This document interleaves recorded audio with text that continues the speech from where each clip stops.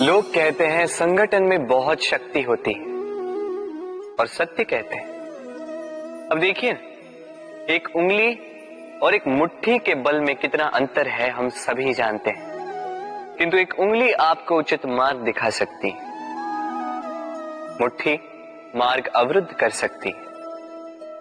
इसलिए ये जानना अत्यंत महत्वपूर्ण है कि संगठन और भीड़ में क्या अंतर है।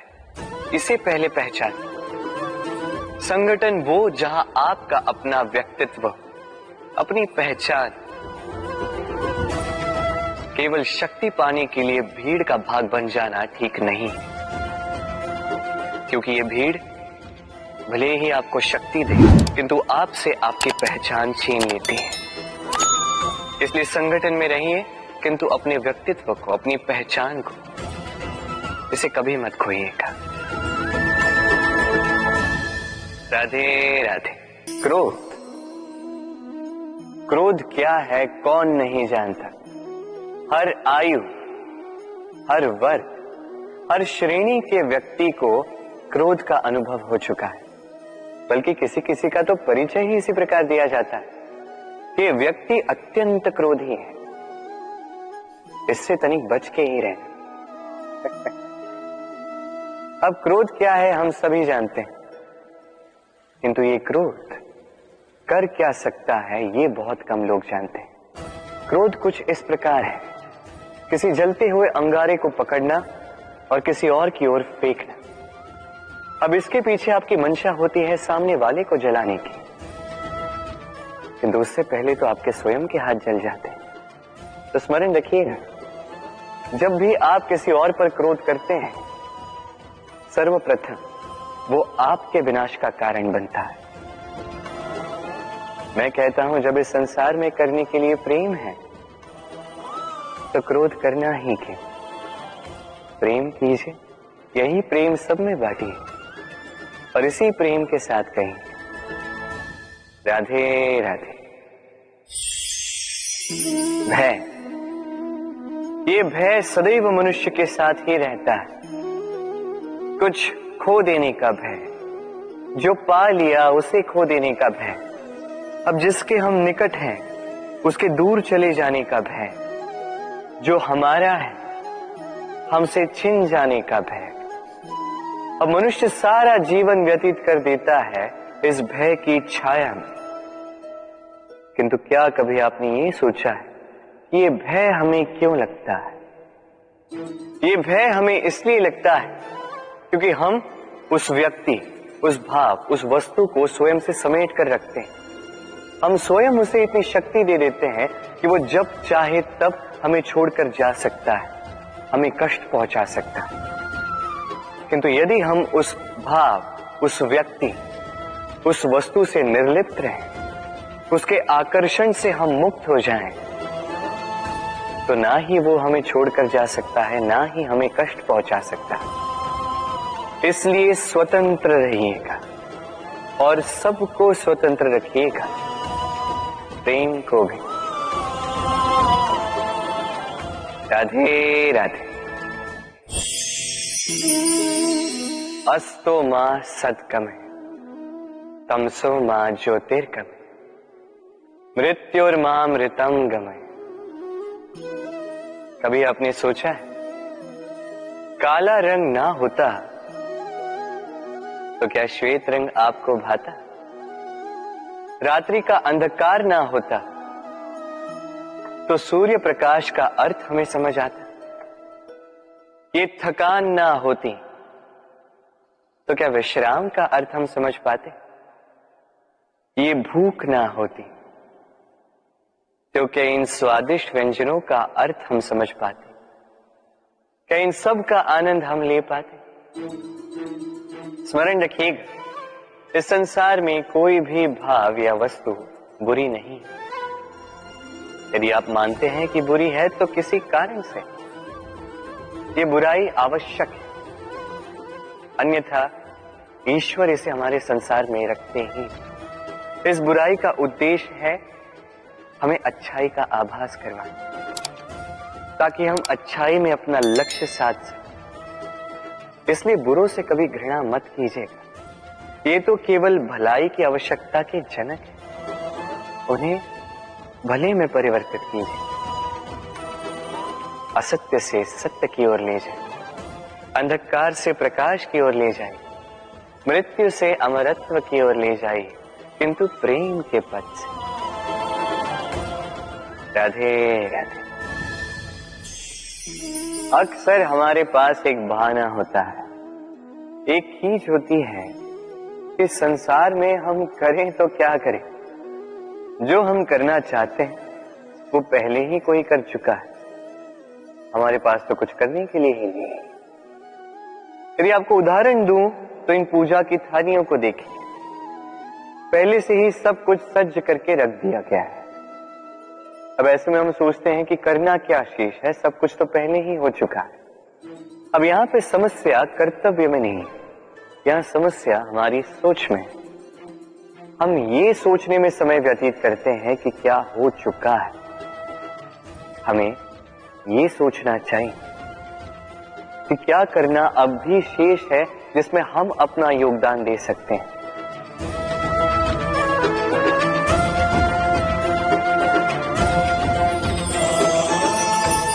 समझे? संसार में ऐसा कोई कार्य नहीं जो पूरा हो। आप सदैव उसे आगे बढ़ाने के लिए प्रयास कर सकते हैं, आप उस कार्य को और श्रेष्ठ बना सकते हैं। बस आवश्यकता है तो सकारात्मकता की। राधे राधे।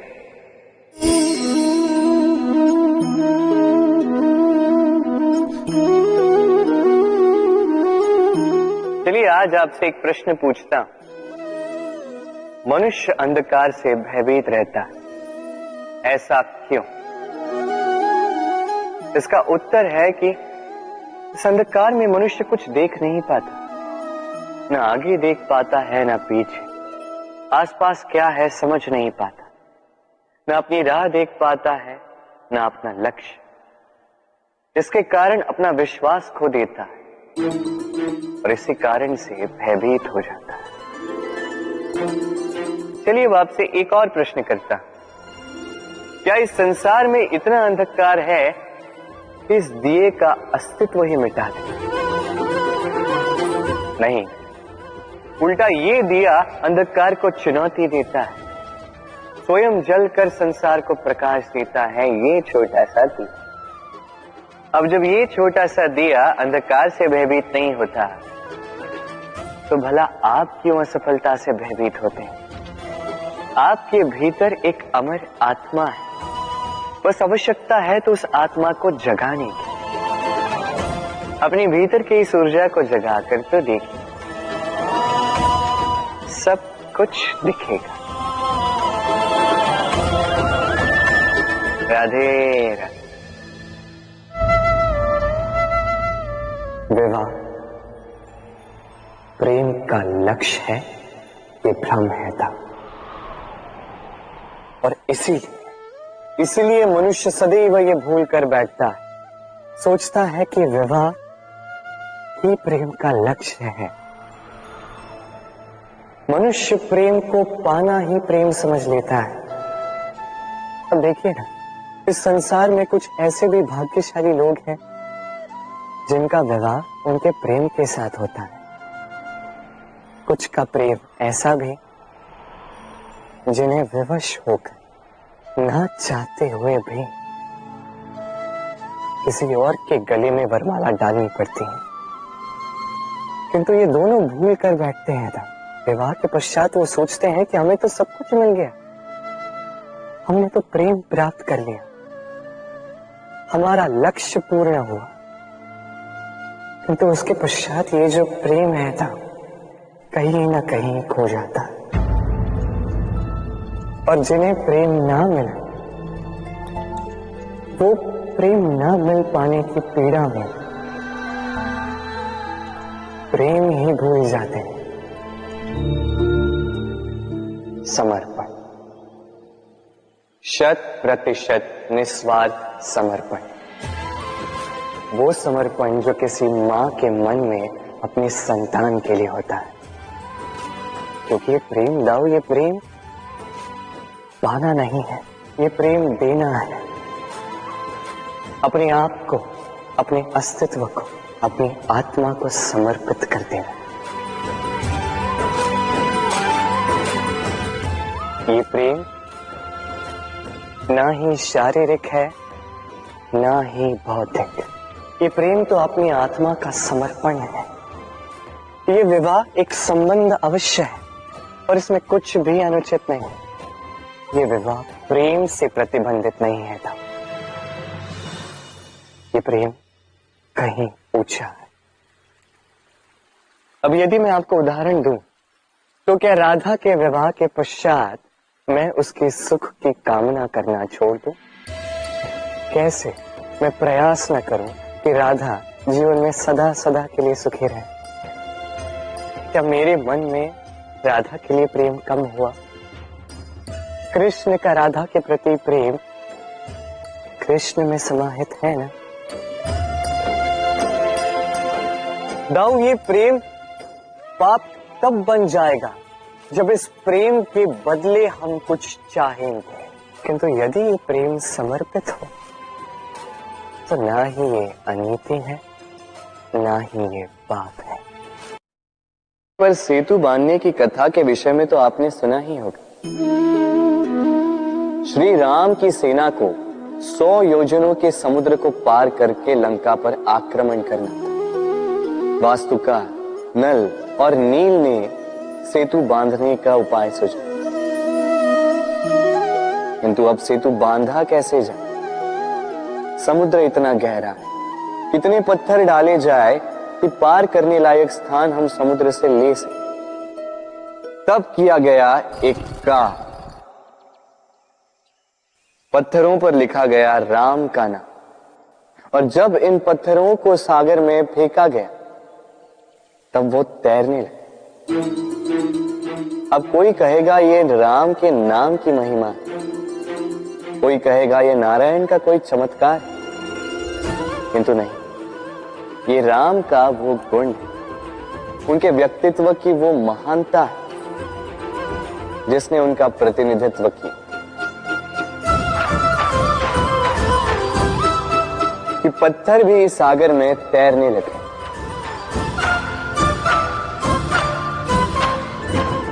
उसी प्रकार जहां हम नहीं होते वहां हमारे गुण हमारा प्रतिनिधित्व करते हैं। हमारे नाम की शक्ति हम स्वयं बनाते हैं, अपने कर्मों से, अपने गुणों से। अब चयन आपका है। आपके नाम के सहारे कोई विपदा से बाहर निकल आता है या आपके अपयश के दुष्कर्मों से कोई डूब जाता है। अच्छे से चयन कीजिए। राधे राधे।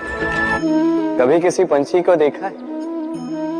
जब उसे अंडे देने होते हैं तो वो सर्वप्रथम एक स्थान खोजता है, एक स्थान जो वर्षा, धूप, शत्रुओं से सुरक्षित हो। फिर वो अपना घोंसला बनाता है, फिर अंडे देता है, और फिर जब उन अंडों से नन्ही संतानें निकल आती है तो उन्हें भोजन देता है, उनकी सुरक्षा करता है। परंतु जब उनके पंख निकल आए तो ना उन्हें भोजन देती है, ना ही उन्हें घोंसला बनाना सिखाती। उड़ने की कला सिखाती है बस। फिर वो नन्ही संतानें उड़ने की कला सीखकर स्वयं अपना भोजन लाना सीख जाती है, स्वयं घोंसला बनाना सीख जाती है। और हम मनुष्य क्या करते हैं?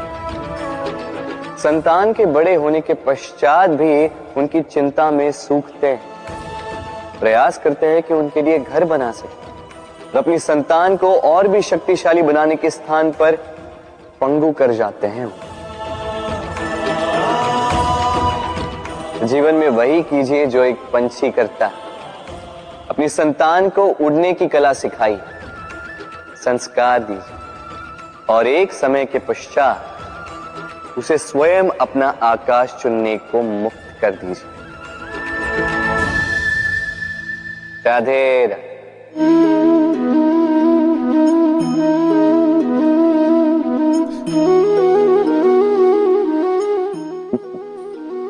अब आप सोच रहे होंगे कि मैं इतनी एकाग्रता के साथ इस चींटी को क्यों देख रहा हूं। आपको बता दूं कि आज इस चींटी को देखकर मैं मंत्रमुग्ध हो चुका हूं। इसके रूप, इसके आकार को देखकर नहीं, इसके प्रयासों को देखकर।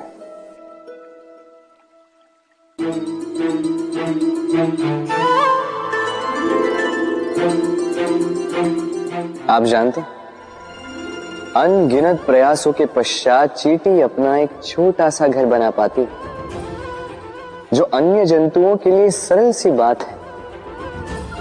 वो चींटी के लिए उसके जीवन की सबसे बड़ी घटना, सबसे बड़ी सफलता है। भविष्य में चींटी रहे न रहे, इनके बनाए हुए घर वर्षों पश्चात तक टिके रहते हैं। जीवन में सफलता के साथ भी ऐसा ही होता है।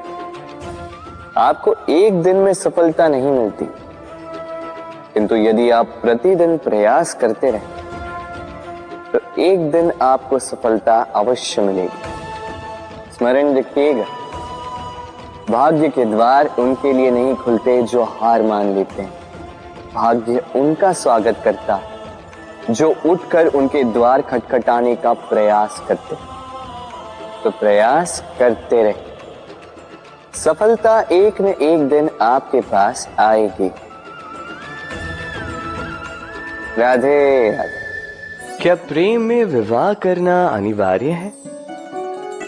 तुम्हें क्या लगता है? बात बुराई की नहीं है राधा, बात है बंधन और जुड़ाव की। राधा, विवाह एक ऐसा पवित्र बंधन है जो दो लोगों को एक जीवन के लिए बांध के रखता है। किंतु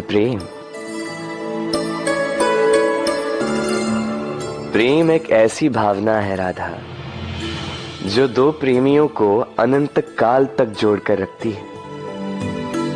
विवाह में कोई बुराई नहीं है राधा, किंतु क्या इसे प्रेम के अनंत बंधन का अंग बनाना उचित होगा? जो प्रेम अलौकिक है राधा, उसे सांसारिक बंधन में क्यों बांधना? हमें देखो, इस क्षण को देखो, अभी भी हम साथ में ही है ना।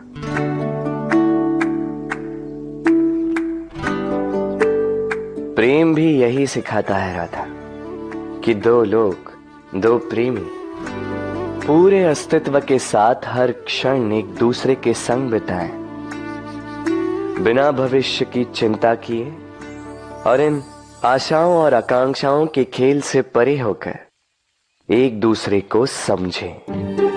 ये तो समय ही बताएगा ना राधा कि हम एक दूसरे के विकार, गुण, अवगुण जानते हैं या अब भी कुछ जानना शेष है। ये ताला देख रहे हैं आप? ये ताला प्रहार से भी खोला जा सकता है, प्यार से भी खोला जा सकता है। अर्थात इस ताले को आप इस चाबी से भी खोल सकते हैं, इस हथौड़े से भी खोला जा सकता है, किंतु खुलने में अंतर होगा। यदि आप इस ताले को प्रहार से खोलोगे तो ये पुनः काम नहीं आएगा, किंतु यदि आप इसे चाबी से खोलोगे तो ये सदा काम आएगा। हमारे जीवन में संबंध भी कुछ इसी प्रकार होते हैं। हमारे जीवन के आनंद रूपी धन की रक्षा करते हैं, किंतु प्रेम से।